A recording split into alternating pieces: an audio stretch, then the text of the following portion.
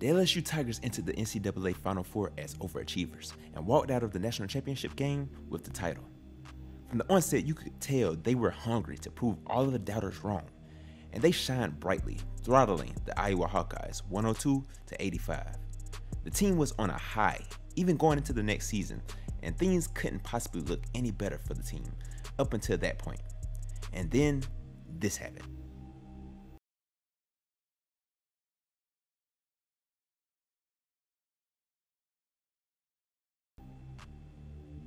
Wait a minute, the national champions just picked up the top player in the transfer portal and a bona fide stud of a WNBA prospect in Hailey Van Lith. Things can't possibly get better than Women's basketball somehow adding more talent to the roster Friday, making it official and having the number 2 transfer in the portal for this coming season. This just coming after a week after Kim Mulkey and company landed the number 1 transfer in the portal. Get to know Anissa Morrow after Hailey Van Lith has already made that jump. Morrow, the next one, coming over from DePaul, as you see, the number 2 ranked transfer, a 2022 Freshman of the Year, 2023 All-American. She does it all, kind of that 3 or 4 spot on the floor, 25 points a game, 12 rebounds, steals, assists, blocks. She does just about everything. Okay, this is just overboard, and this team is just unfair. But what if I told you the reason this team is unfair has very little to do with any of the existing players or even their transfers? The player that's about to make a crazy impact is kind of overlooked. Before we get into the crazy additions of the national champions, I'm going to need you all to hit that like button so we can rank in the YouTube algorithm and grow the channel. This past season was a huge success for Kim Mulkey's Tigers, winning the national championship after only having 2 losses on the season. This was a team that had to fight through criticism the entire season, whether it was people saying that this team was playing too easy of a schedule and they weren't as good of a team as their record suggests, to the way people felt about the antics of the players, most notably Angel Reese. Now, this has been a season of reckoning for Angel Reese, as she has surely and certainly morphed into one of the most popular players, but also one of the more effective players in the association. Coming out of Maryland, in the transfer portal, she would join a freshman in Flau'jae Johnson, Alexis Morris, and Kateri Poole, and a host of other players like LaDasia Williams and Jasmine Carson as the sleeper team in women's college basketball. Their style of play was well balanced, and it relied a lot on the defensive end. I mean, they have 2 twin towers manning the paint, and it's hard to get a shot up or even a rebound over 2 6'4" and up players who also have beautiful chemistry in the high-low action. On the defensive end, you had like all of their perimeter players, plus Angel Reese getting over 1 steal a game, or very close, so they are accustomed to turning the opposing team's players over. Lastly, you add in the poised and veteran play of mid-range sniper Alexis Morris, and all of a sudden you look up and this team is dominant.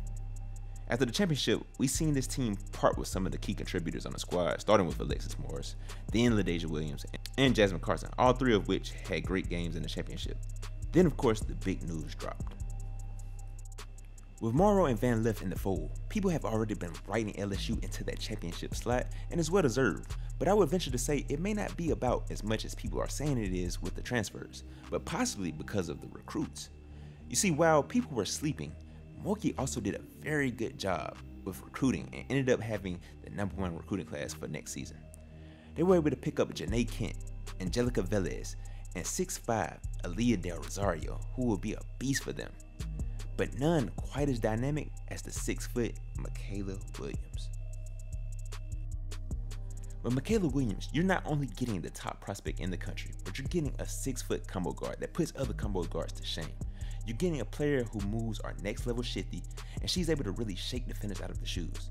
And she's super athletic. People talk about the lack of athleticism in the women's game, but I know one thing. They're not talking about Mikaylah Williams, because her burst and explosiveness is next level, like something that is extremely rare to see. That's just her athleticism. Then we can talk about her intangibles, like her unprecedented work ethic and desire to get better. Coming from a background of athletes, with both her mom and dad playing collegiate ball, they both instilled the proper way to develop into their daughter. She's also not afraid of any moment you throw in front of her, because at the end of the day, she's cool, calm, and collected. I still haven't gotten to her skills. You just need to know one thing. it's all there. The jump shot, the midi, the lay, making her a 3-level scorer, the footwork so she can get quite tricky with defenders. And if you send a double team, well, she's one of the great passers in women's basketball, so you have your work cut out for you.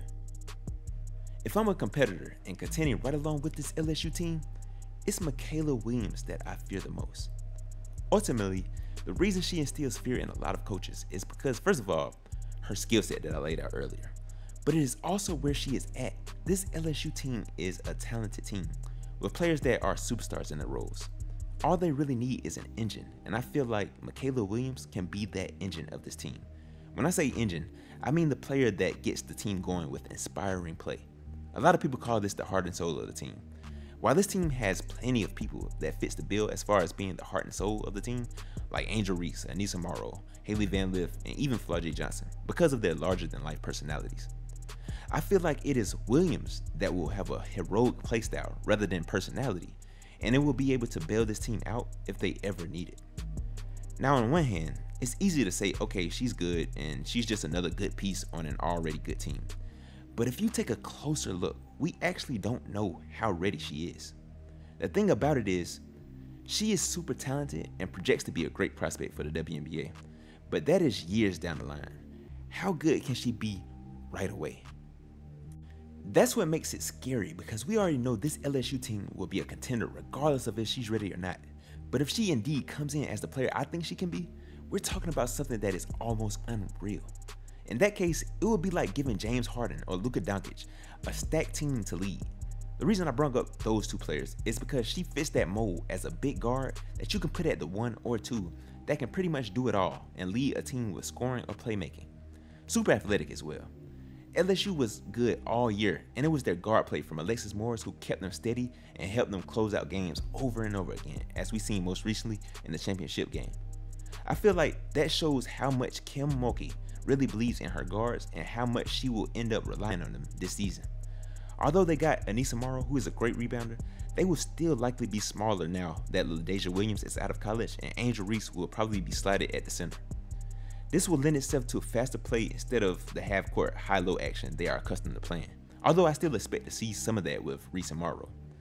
If Mikaylah Williams is indeed ready, meaning she is strong enough, in enough shape, able to be consistent with her skills like scoring and court vision, we may as well be getting LSU women's basketball banners and hardware ready right now.